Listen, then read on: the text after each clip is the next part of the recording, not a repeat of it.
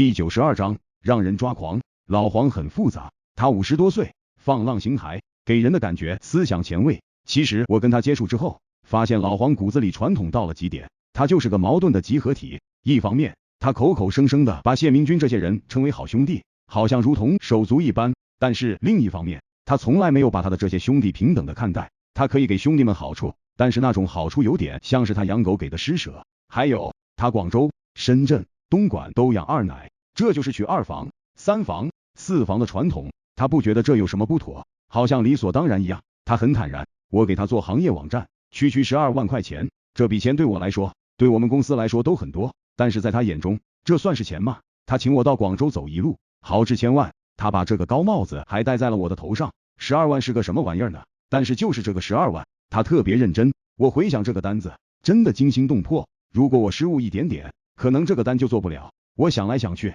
老黄并不是真的对这个12万在意，而是他就是要玩我，或者说他就是要找个人耍一耍，玩一玩。他其实很孤独无聊，他放浪形骸的外表之下，有很多的东西，很多的想法，很多的思想，但是他身边没有人一个人能看得懂，没有一个人了解他，他憋在心里多难受。就比如在广州会所玩豪掷千万这个事儿，他非常开心。开心的原因就是我看懂了他的套路，配合他玩了这一出戏码。除此之外还有什么呢？所以说我看得明白，跟老黄就是这么玩，真要跟他干活，那是绝对不能干的。因此我嘴上打着哈哈，拒绝得很干脆，不留任何回旋余地。然后我问他，黄老哥，我也真的佩服您，本来就已经胸有成竹的事情，你偏偏耍这么一出，把方总给紧张的差点都给整崩溃了。结果这事儿搞得好像是我一锤定音似的。黄大哥，你如果真牛逼，你就不往人家公司派遣财务，那我算你厉害。我这一说，黄海山哈哈大笑，笑的眼泪都出来了。他道，陈老弟，做生意是做生意，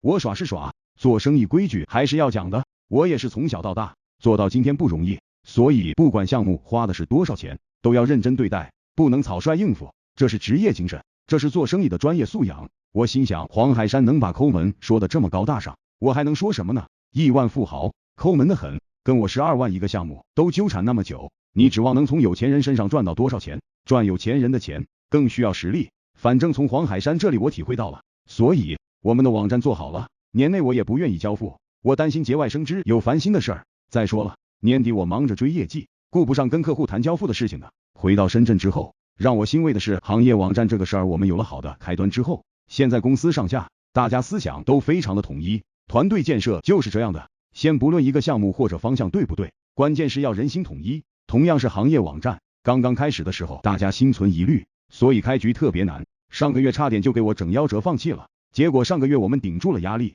这个月一开始，高燕那边就传来了捷报，陈立中干了一张中国旅游网的单子，这一单成交15万，然后我这边唐振华又搞了一单中国酒店网，成交还是12万。有了这2张单子大底，2005年元月基本可以高枕无忧了，因为我2个部门而已，2单干了快30万业绩了，还急啥？我8部现在闭着眼睛都还能做10多万，就卖域名一样，我也能完成20多万的部门任务。高燕那一边，他也全面发力，不出意外不会比我们8部差多少。反正就元旦过后1个星期，深圳公司的业绩排在华南第一，广州拍马硬是没有追上我们。广州还是王飞干总监，他的电话直接打到了我的手机上，让我很是受宠若惊。我道，王总，您亲自给我打电话，我感觉自己都飘到空中去了，差点弄不清自己几斤几两了。王飞道，陈斌，我最后悔的就是上一次来深圳没有单独请你吃饭，跟你交流，我忽略了，是我的错。明天我来深圳，请你吃大餐。我一听忙道，别，王总，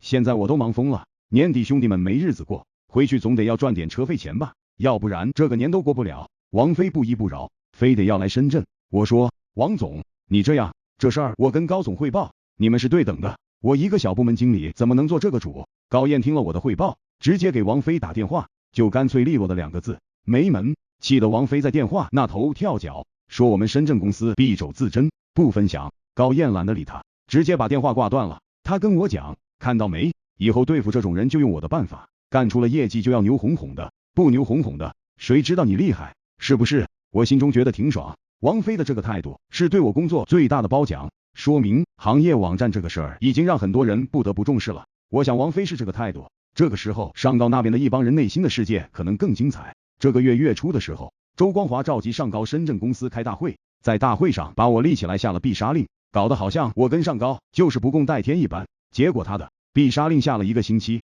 我这一边直接给了他一刀。我一个部门1个星期干了20万业绩，在我们公司不是秘密，在行业里面也不会是秘密嘛。我后悔没有在上高安插个内线进去。我想这个时候周光华几个人一定在暴跳如雷的喊，行业网站究竟是个什么狗屁东西，是不是侮辱人智商的东西？而我现在考虑的已经不是业务上的事情了，我在考虑什么时候启程回湖南。